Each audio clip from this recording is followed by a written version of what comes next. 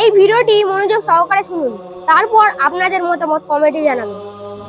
শয়তান রাত কাটায় আমাদের দুই পায়ের মাঝখানে এবং নাকের দুই গহ্বরের মাঝখানে। থেকে উঠে শুননা নাই, ঘুম থেকে উঠে শুননা, হোয়াটসঅ্যাপ চেক করা কি হলো ফোনের মধ্যে নাকি?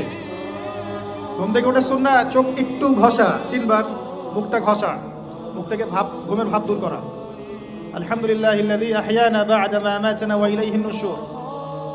যদি শেষ রাত্রে ওঠেন সূরা আলী ইমরানের শেষের 10 আয়াত পড়া, এটাও সুন্নাহ। তারপরে ইস্তিনজা যাই আমরা, ইস্তিনজায় গিয়ে আগে 2 হাত কবজি পর্যন্ত ধুয়ে ফেলতে হয়, নাকে 3 বার পানি দিতে হয়, কারণ শয়তান নাকের ভিতর রাত কাটায়।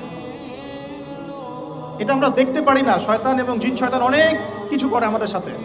তারা আমাদেরকে বদনজর দেয়, তারা আমাদেরকে দেখে, আমাদেরকে ওয়াসওয়াসা দেয়, অনেক কিছু করে, আমরা বুঝতে পারি না। আল্লাহ পাকের ফেরেশতারা, আল্লাহ পাক যদি ফেরেশতাদের মাধ্যমে এই নিরাপত্তা না দিতেন আমাদেরকে জিনরা উড়িয়ে নিয়ে চলে যেত। এই ভিডিওটি যদি ভালো লেগে থাকে তাহলে প্রিয়জনদের মাঝে শেয়ার করে দ্বীন ও ইসলাম কায়েম রাখবেন।